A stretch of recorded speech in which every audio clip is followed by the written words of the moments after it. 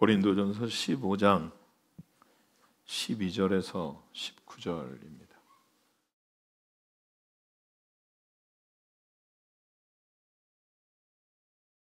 사도 바울이 고린도 교회에게 보낸 편지 고린도전서, 교회가 가지고 있었던 여러 문제들 가운데 마지막 문제로 부활에 대한 것들을 지적하면서 15장 1절부터 쭉 시작하는데, 사실 고린도 교회는 당연히 헬라 문화 사상 가운데 빠져 있었으니까 헬라 철학은 이데아 사상입니다. 그러니까 영과 육이 분리되어져서 영은 정말 순결하고 좋은 거지만 육체는 지저분하고 악한 거여서 우리가 지식적으로 철학적으로 뭔가를 얻어서 능통해지면 결국 육을 벗어내고 영적인 초월에 이룰 수 있다. 이걸 이데아라고 하거든요.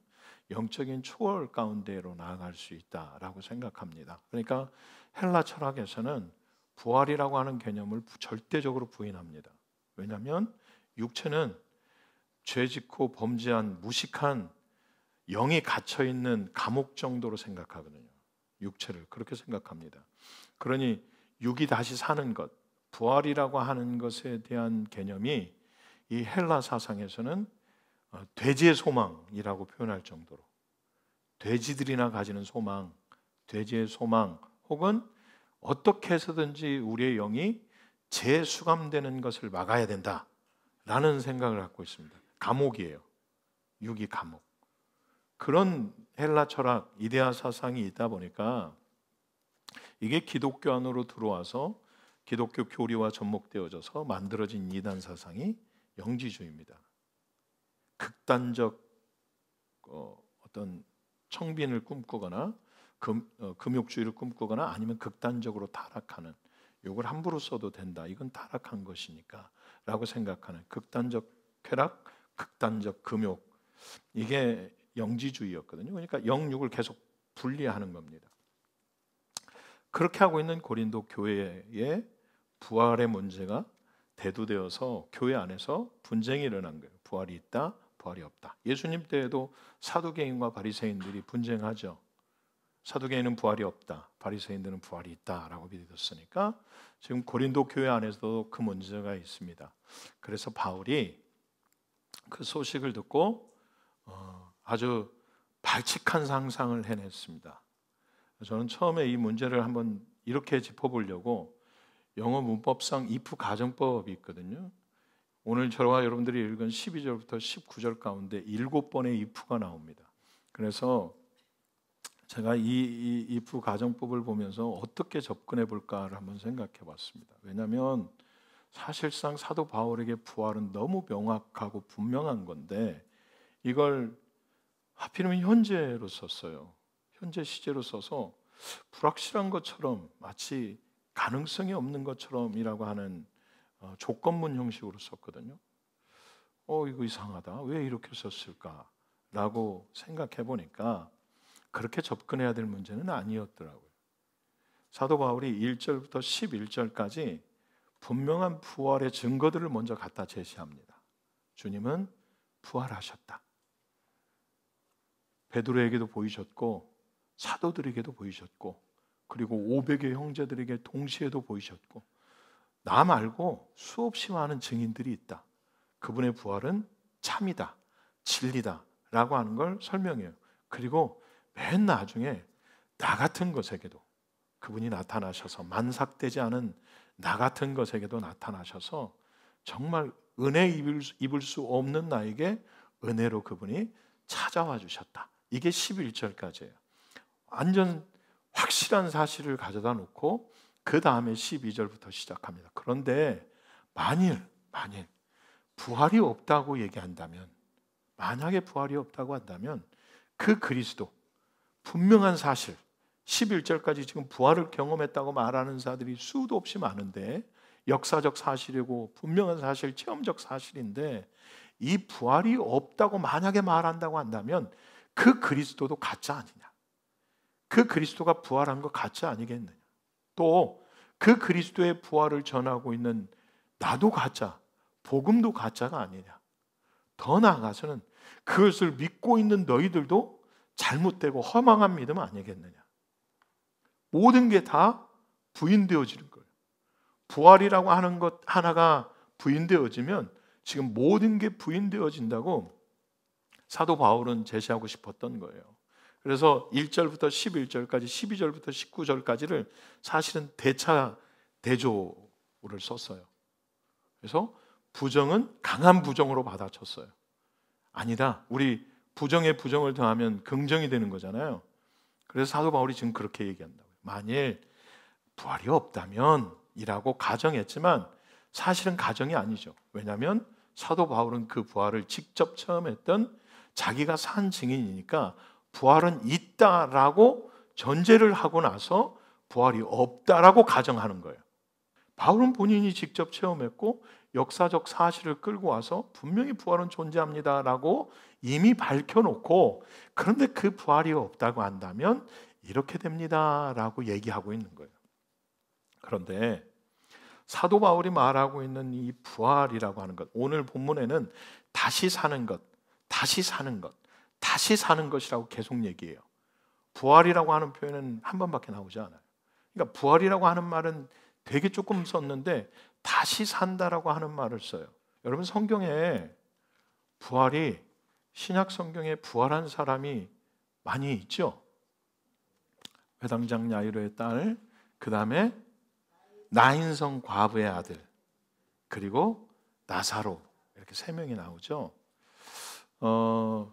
참 흥미로운 건 회당장 야이로의 딸은 예수님이 아프다고 그래서 가다가 혈루병 앓던 여인에게 붙잡혀가지고 때를 놓쳤어. 그래서 사람들이 죽었어, 오지 마세요. 뭘 죽어, 잔다 하고 가가지고 달리다 굼 해서 깨웠어요. Get up, 이렇게 말씀하셨어요. Get up, 일어나라. 나인성 과부의 아들은 그냥 지나가시는데 관을 들고 가는 걸 보시고 그 과부의 통곡을 보시고 너무 아프셔서 젊은 청년이여, get up, 일어나라. 그랬더니 얘가 관을 팍 치고 이렇게 일어난 거예요. 세 번째 나사로는 가셔야 되는데, 가만히 보니까 참 재미있어요. 가셔야 되거든요, 분명히.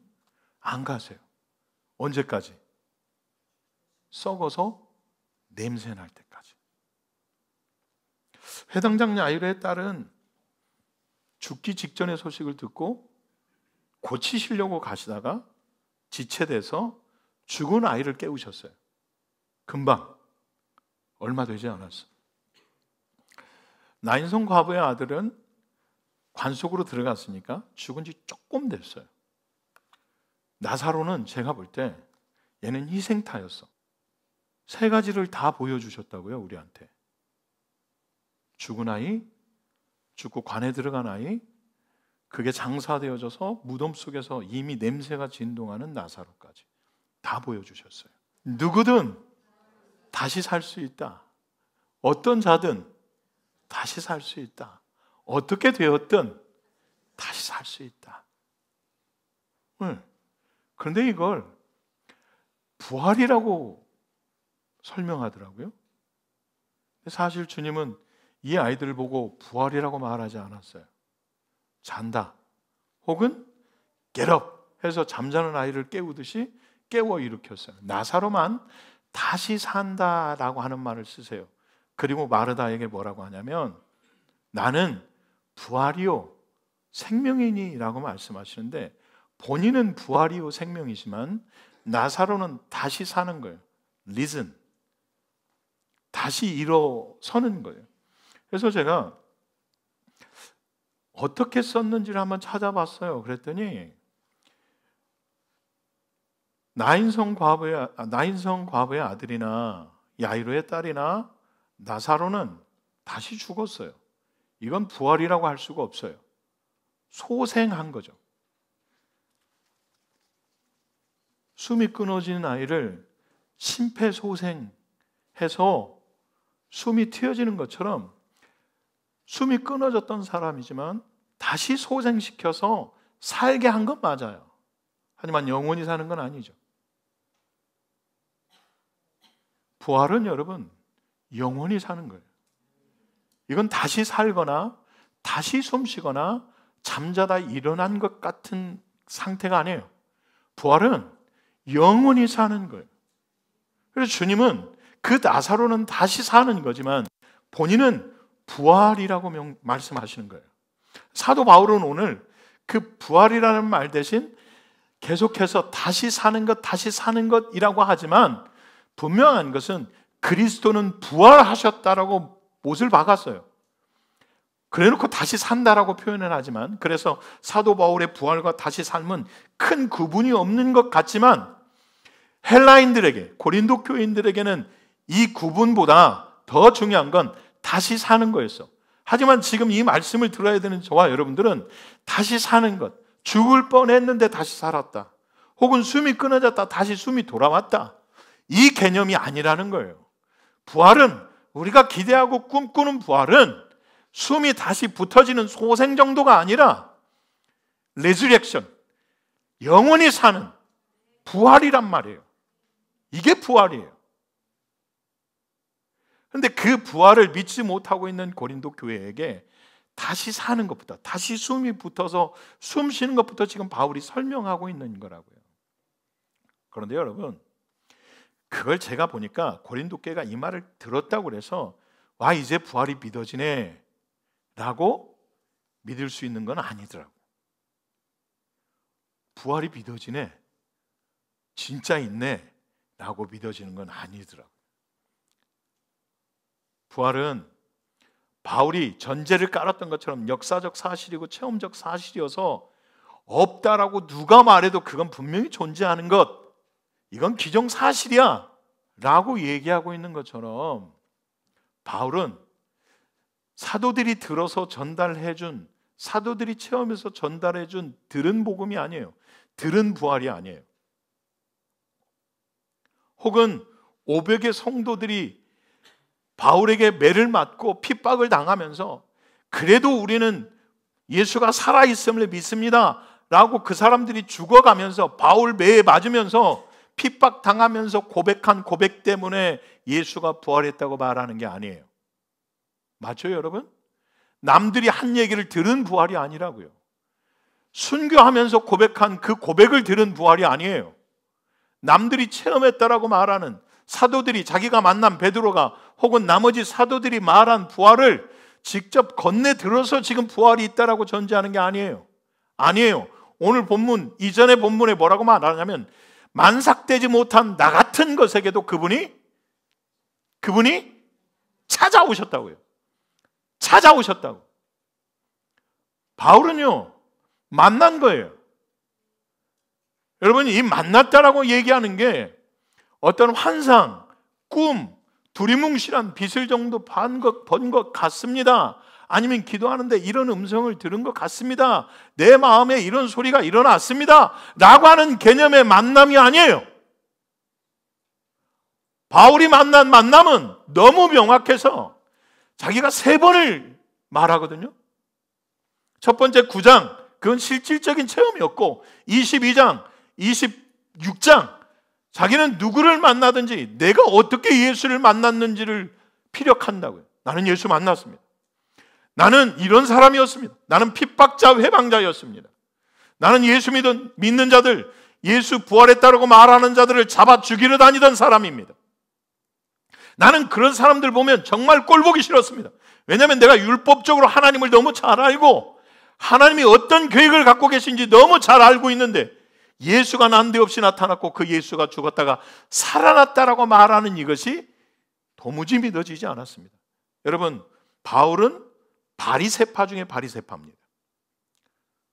바울은 부활이 있다라고 믿는 자입니다. 그런 바울이 예수는 살아났다라고 하는 것에 대해서는 도무지 믿을 수 없었던 거예요. 그래서 예수 믿는 자들, 예수 믿으면서 부활이 있다라고 말하는 자들을 잡아 죽이러 가던 길이었잖아요. 맞아요, 안 맞아요? 근데 주님이 찾아오신 거예요. 너무 밝은 빛 가운데 찾아오셔서 직접 대고 말씀하시는데, 사울아 사울아 네가 어찌하여 나를 핍박하느냐라고 말씀하시는데, 그 음성이 우레와 같고 번개와 같아서 실질적으로 체험되어지는, 피부로 와닿고 눈에 본 것처럼 보여지는 이 일들을 체험한 거라고요. 예수 만났어? 만난 것도 같고 안 만난 것도 같고, 너 하나님의 음성 들었다며. 그러니까 기도할 때 그냥 뭐 이렇게 오셔가지고 사랑한다 이렇게 하고 가신 것 같기도 하고, 그런 정도 만남이 아니더라고요. 바울은 이미 죽으시고 부활하셔서 승천하신 예수를 환상 정도로 본 게 아니에요. 바울은 직접 체험한 거예요. 그래서 지금까지 예수 믿는 자들, 부활했다고 믿는 자들을 족치고 잡아 죽이러 쫓아다녔는데, 직접 부활하신 주님을 보고 나니 이걸 부인할 수가 없는 거예요. 그냥 환상이나 아니면 하나님의 음성, 내 마음의 울림 정도로 들은 게 아니라니까요, 여러분. 우리가 하나님을 만났다라고 말하는 것들 가운데 종종 이것들이 포함되어져 있는데, 바울은 그렇게 만난 하나님이 아니에요. 그렇게 만난 예수가 아니라고요, 여러분. 그분이 실질적으로 살아계셔서 완벽한 부활체로 바울 앞에 나타났다라고 하는 걸 바울이 직접 체험한 거예요. 그리고 자기 앞에서 말씀하시고 계신 것처럼 그 음성이 너무 뚜렷하고 분명하게 들렸다라는 거예요. 이해되세요? 여러분, 바울이 왜 부활을 기정사실화하고, 이건 역사적 사실이어서 부활은 분명히 존재하는데 만약에 너희들이 부활이 없다라고 말한다고 한다면 아마 제일 억울한 건 바울일 거예요. 맞죠? 제일 억울한 건 바울일 거라고요. 난데없이 찾아오셔서, 지금 그것으로도 충분히 좋은 인생이었는데, 지금 자기가 살던 인생으로도 자기 학벌이며 뭐며 아주 엘리트 코스를 다 밟은 사람인데, 그것으로도 만족할 수 있는 인생인데 난데없이 찾아오셔서 이제는 이방을 변화시키는 하나님의 도구로 쓰시겠다, 훈련하시고 연단하셔서 내보내셔서, 때로는 핍박당하고, 옛날엔 자기가 때리는 사람인데 이제 맞아야 되네? 옛날에는 자기가 가둬놓고 밥 안 주고 하던 사람이었는데 이제는 자기가 가둬지고 밥을 못 얻어먹어야 되는 사람이 됐네? 뺨 맞고 돌에 맞고 낭떠러지에 떨어지고 풍랑을 만나고 자기가 가졌던 모든 것들을 배설물로 여기고, 여러분, 만약에 이 바울에게 복음이 없다라고 말한다고 한다면 제가 볼 때 다른 제자들보다, 직접 예수님을 만나고 체험해서 함께 걸어다니며 3년 반을 살았던 나머지 제자들보다 더 억울한 사람, 바울은 정말 너무 억울한 사람이라니까요. 그런데 그 바울이 만약에 부활이 없다면 이라고 지금 얘기하는 거예요. 왜요? 부활은 분명히 존재하니까. 그걸 내가 체험해서 내가 경험했기 때문에 없다라고 말할 수 없고, 그리스도가 부활하지 않았다라고 말할 수 없고, 내가 전한 복음이 틀렸다라고 말할 수 없고, 지금 믿고 있는 너희도 틀렸다라고 헛되다라고 말할 수 없고, 나중에 우리가 기다리고 있는 그 주님의 나라를 꿈꾸는 것도 헛되다라고 말할 수 없으니 부활은 분명히 존재하는 거야. 내가 증인이네? 바울이 지금 하고 싶은 말은 그 말이에요. 부활은 그래요, 여러분. 부활은 체험하는 거예요. 우리가 고난에서 종종 믿음을 멈추는 사람들이 있어요. 내 믿음이 고난에서 끝나. 이 십자가에서 믿음이 끝나는 경우들이 종종 있어요. 학습되어지고 오랜 동안 믿어와서 교회를 다니다 보니, 아, 십자가는 너무 많이 들어서 이제는 알겠어. 그래서 그것까지는 받아들이는 경우가 있어요.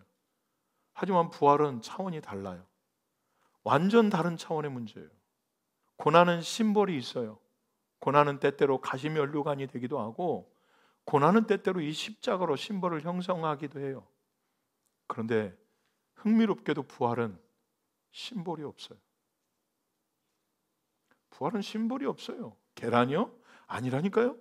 토끼요? 아니에요, 여러분. 그건 부활의 심볼들이 아니에요. 부활의 심볼은 부활을 체험한 자들이 부활의 심볼이에요. 부활을 직접 경험한 자들이 부활의 심볼들이에요. 왜냐하면 이 사람들은 바울과 같이 말할 거거든요. 이 사람들은 바울처럼 살 거거든요. 부활? 있어. 내가 지금 그렇게 살고 있잖아. 부활이 있어. 고난에서 끝난 믿음이 아니라 그 고난을 뛰어넘는 믿음으로, 고난을 월등하게 뛰어넘는 또 다른 삶으로, 야, 지금까지 것 맞는 거, 죽는 거 이거 아무것도 아니라니까. 왜냐면 나는 부활을 소망하고 있거든. 영원히 사는 걸 기다리고 있거든. 부활은 있어.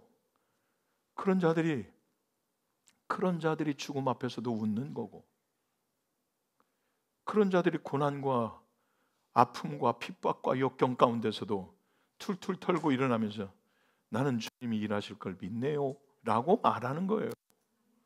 여러분, 부활은 그런 거예요. 여러분, 부활은 막연하게 나 죽으면 천국 갈 거야 라고 하는 게 아니에요.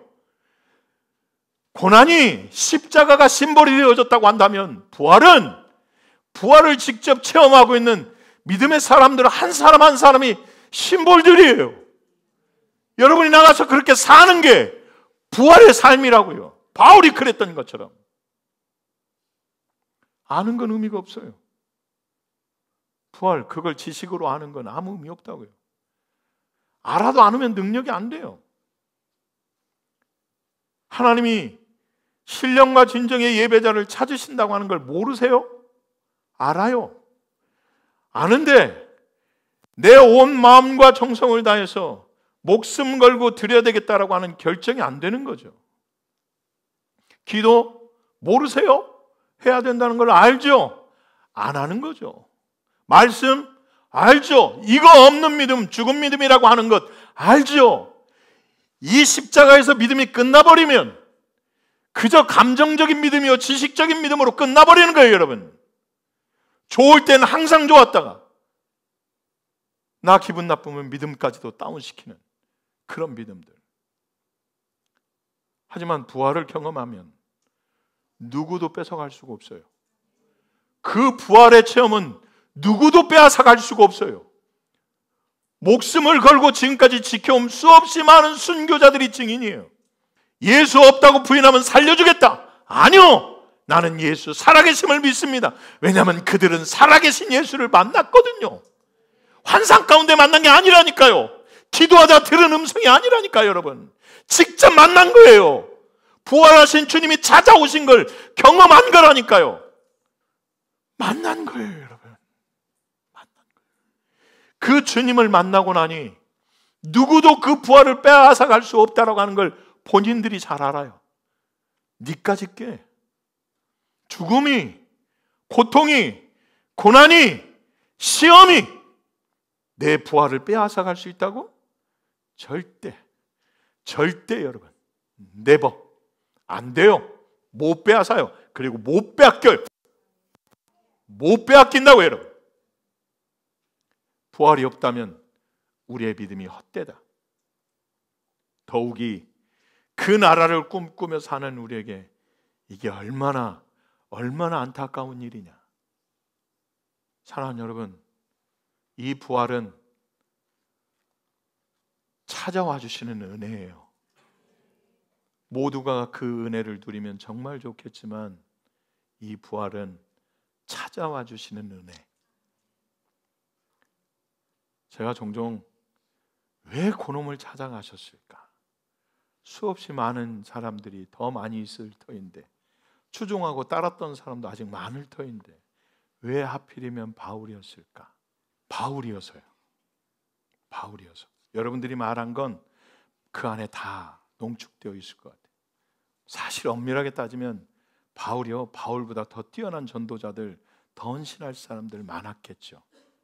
그런데 바울이어서요. 무슨 말이냐면 누구도 보지 못하는 바울만 가진 그 하나님을 향한 열심, 누구도 보지 못했던, 왜 베드로였을까요? 왜 하필이면 베드로를 수제자 삼았을까요? 베드로여서요. 누구도 가지지 못한 한 가지가 베드로에게 있었거든요. 제가 할게요 이러는데 수습이 잘 안 되는. 하지만 주님은 그걸 쓰시고 싶으셨던 거죠. 바울이요? 이놈은 바꿔놓으면 목숨 걸 것 같은데? 그래서 바울이었어요. 그런데 여러분 한 사람 한 사람이 전부 다 그걸 갖고 계세요. 남들이 가지지 않은 하나님이 보시는 그걸 다 갖고 계세요. 이 말은 여러분들에게도 동일하게 주님이 찾아가시는 은혜가 있다는 거예요. 그러니 그 찾아오시는 부활의 은혜를 직접 체험하세요. 아는 거 말고. 그러면 여러분들의 일련의 삶이 부활절일 거예요. 일련의 삶이 부활절이라니까요. 부활절에만 부활절이 아니라 매일이 부활절이에요. 매일 내가 그걸 경험하고 사는데요. 매일 주님이 나를 살리시는 걸 믿는데, 매일 주님이 내 삶에 함께하고 계심을 믿는데, 매일 주님이 나를 천국 가게 하시는데 어떻게 그걸 부인할 수 있겠느냐고요. 사랑하는 여러분, 체험하세요. 그렇게 기도하세요. 주님, 저도 이 은혜 좀 누려봅시다. 주님, 저도 이 은혜 좀 누려봅시다. 사도들의 것, 500의 제자들의 것이 아니라 나 같은 만삭되지 못한 것, 정말 못나고 부족하지만 나 같은 것도 좀 누려봅시다. 바울한테도 허락하셨다는데 나는 뭐 부족합니까? 바울한테 있는 거 찾으셨으면 나한테도 좀 찾아주세요. 주님, 나도 좀 누려봅시다. 기도하세요. 그러면 주님이 여러분들을 만지시고 만들어내셔서 여러분이 일평생에 알고 지식적으로 쌓아왔던 신앙 말고 그것을 뛰어넘는 부활의 능력을 경험하게 하실 줄로 믿어요. 그래서 저는 바울처럼 발칙한 상상을 또 한번 해봐요. 만일 우리에게 언약하신 것을 신실하게 이행하시는 헷세드의 하나님이 살아계신다면 그분이 살아계세요. 그분은 살아계세요. 그리고 그분은 헷세드이세요. 만일 그 하나님이 신실하신 약속을 끊임없이 열심을 내셔서 이루어 가시는 헷세드의 하나님이시라면 나 같은 것에게도 찾아오셔서 그 은혜를 누리게 하실 줄로 믿습니다. 라는 발칙한 상상이에요. 분명하지만 아직 그것을 받아 누리지 못한 우리 귀한 지체들에게, 특별히 우리 다음 세대들에게 누군가의 하나님이 아니라 목사가 떠들어내는 그 하나님 아니라 내가 직접 체험한 하나님. 그래서 나는 지금도 다시 사는 것 정도로 끝난 인생이 아니라 영원히 사는 인생, 부활을 체험하는 매일이 부활절 되시는 은혜가 우리 해본에게 25년이 되시길 축복합니다.